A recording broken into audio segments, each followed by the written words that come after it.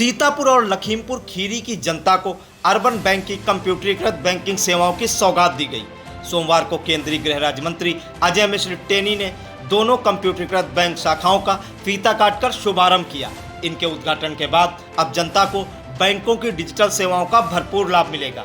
कंप्यूटरीकृत बैंक शाखाओं का उद्घाटन करने के बाद केंद्रीय गृह राज्य मंत्री अजय मिश्र टेनी ने कहा कि केंद्र सरकार द्वारा विभिन्न वित्तीय सेवाओं के डिजिटलाइजेशन का लाभ वास्तविक मायने में कोविड महामारी में देखने को मिला है। जब संपूर्ण देश कोविड से ग्रसित था, बैंकों की डिजिटल सेवाओं ने देश की आर्थिक गतिविधियों को गतिमान रखा। उन्होंने यह भी कहा कि ग्राहक सेवा को सुविधाजनक, सहज और आत्मीयतापूर्ण बनाए रखने से सहकारी बैंक भी सरकारी तथा प्राइवेट बैंकों के बराबर खड़े हो सकते हैं। यह लखीमपुर अर्बन बैंक ने बखूबी दिखाया है। यही कारण है कि यह बैंक उत्तर प्रदेश की सहकारी बैंकों की अग्रिम पंक्ति में अपनी उपस्थिति दर्ज कराने में सफल रहा है। जैसे व्यापारी घाटा कम हो गया, आयात निर्यात बढ़ गया, सेवा के जो हमारा इंडेक्स है वो हमारा प्रतिशत बढ़ रहा है। ये सब सीधे सीधे हमको नहीं लगता, लेकिन इनडायरेक्टली सारी अर्थव्यवस्था को ये प्रभावित करता है और उसका प्रभाव जब आपके व्यवसाय पर पड़ता है तो सीधे बैंक पर भी पड़ता है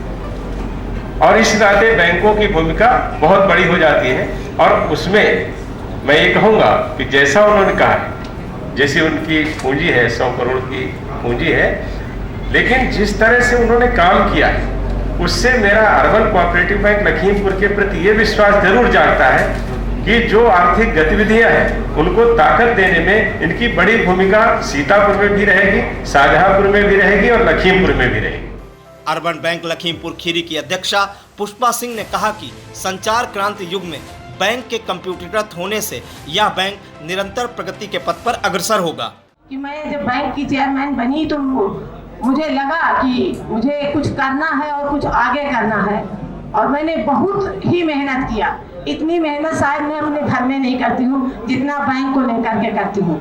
मेरा एक स्वप्न था कि बैंक को जब मुझे मिला था तो दूसरे स्थान पे था, मेरा स्वप्न था तीसरे स्थान पे था। मेरा एक स्वप्न था कि मैं इसको प्रथम स्थान पे प्रदेश में लाके खड़ा करूं। आप लोगों के सहयोग से आज हमारा बैंक प्रथम स्थान पर खड़ा हुआ है, आप लोगों के आशीर्वाद से। कार्यक्रम में भाजपा लखीमपुर खीरी जिलाध्यक्ष सुनील सिंह, सीतापुर जिलाध्यक्ष अचिन मल्होत्रा ने कहा कि बैंकों की शाखाओं के कंप्यूटरीकृत होने से उपभोक्ताओं को घर बैठे बैंकिंग सेवाएं मिल सकेंगी। समारोह में बैंक संचालक अवधेश सिंह ने मुख्य अतिथि तथा विशिष्ट अतिथियों का आभार जताया। इस अवसर पर मोहम्मदी विधायक लोकेंद्र प्रताप सिंह, पूर्व MLC भरत त्रिपाठी, दिव्या सिंह, व्यापार मंडल अध्यक्ष पवन अग्रवाल, अधिवक्ता संघ जिलाध्यक्ष हरीश त्रिपाठी, गोपाल टंडन, पूर्व जिलाध्यक्ष भाजपा अजय गुप्ता, जितेंद्र वाजपेयी, हरीश शाह, बैंक उपाध्यक्ष अरविंद गुप्ता, संचालक संजय मिश्रा, दीपक तलवार, सुनील बत्रा, दिनेश कुमार गुप्ता, संतोष देवी, लल्लू राम शुक्ला, बैंक AGM अरुण जायसवाल, सौरभ दीक्षित, आशुतोष गुप्ता, नीरज सक्सेना आदि उपस्थित थे। के विषय में जान करके आप प्रश्न करेंगे तो आपको पूरा उत्तर नहीं मिलेगा। भारतीय जनता पार्टी में प्रबुद्ध वर्ग सम्मेलन होना नई बात नहीं। भारतीय जनता पार्टी 1980 में जब बनी थी तब से हमारा प्रबुद्ध वर्ग और हम लगातार काम करते हैं। ये प्रबुद्ध सम्मेलन एक जाति विशेष के लिए हो रहे हैं। हमारे प्रबुद्ध वर्ग के सम्मेलन सर्व समाज के लिए है। हम जाति और धर्म की राजनीति नहीं करते। पहले विपक्षी दल राम मतलब अयोध्या नहीं जाते थे, आज की डेट में सभी पार्टियां अयोध्या की तरफ कूच कर रही हैं। क्या कहेंगे?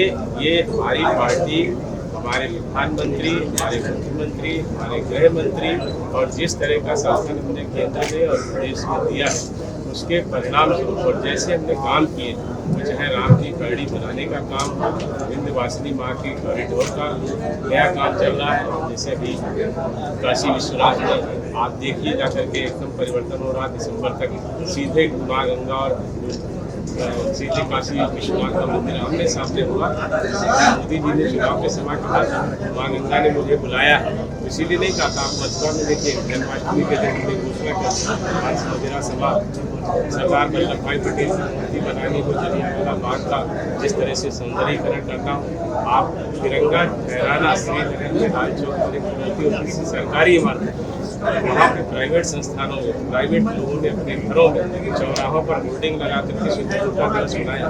क्या आप कभी कल्पना कर सकते थे जैसे सीतापुर में आप राम और कृष्ण की झांकियाँ निकालते हैं, तो लाल चौक के श्रीनगर के लाल चौक पर भी निकालते टिकैत के आंदोलन के आप लिए क्या देखिए जन्माष्टमी में किस तरह से आंदोलन हुआ। इस सब से हमारे जो विरोधी राजनीतिक दल है, जो संप्रदाय की विशेष की राजनीति करते थे, उनकी समझ में आ गया है। और अगर समझ में आ गया है, ईश्वर ने उनको इतनी सद्बुद्धि दी है, मैं चाहता हूँ उनका कल्याण। पर टिकैत ने हुंकार भरी कि योगी और मोदी जाएंगे भीड़ देख के। टिकैत 10 महीने से ओंकार भरे। इस देश में 80 करोड़ से ज्यादा लोग किसान हैं।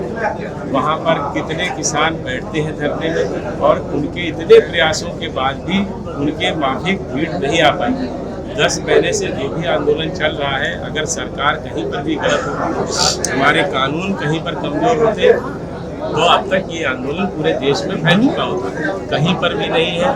जो 80% किसान, जो सीमांत किसान हैं, जिनकी 5 एकड़ से कम जमीन है, उन सबका सीधे सीधे लाभ हो रहा है। सारे किसान संतुष्ट हैं। उनको वहाँ बॉर्डर से उठ करके न मुजफ्फरनगर आने की जरूरत थी, न लखनऊ आने की जरूरत थी। अगर कृषि कानूनों में कोई कमी होती, अब तक 10 महीना बड़ा समय होता है, फैल जाता। मैं उनको कहना चाहता हूँ, कुछ काला है तो बताएं।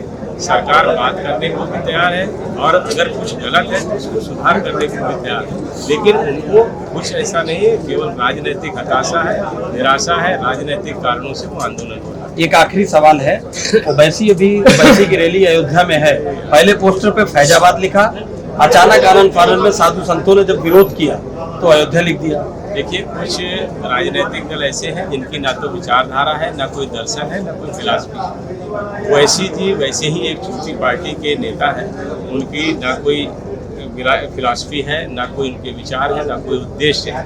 वो केवल सांप्रदाय विशेष के लिए राजनीति करते हैं, और सांप्रदायिक कारणों से ही वो हर चीज़, चाहे वो चुनाव हो, चाहे पोस्टर बनाना हो, चाहे कोई वक्तव्य देना हो, वो उसको करते हैं। ये ऐसा उन्होंने क्यों किया है, इस सवाल का सही उत्तर ओवैसी साहब खुद दे सकते हैं।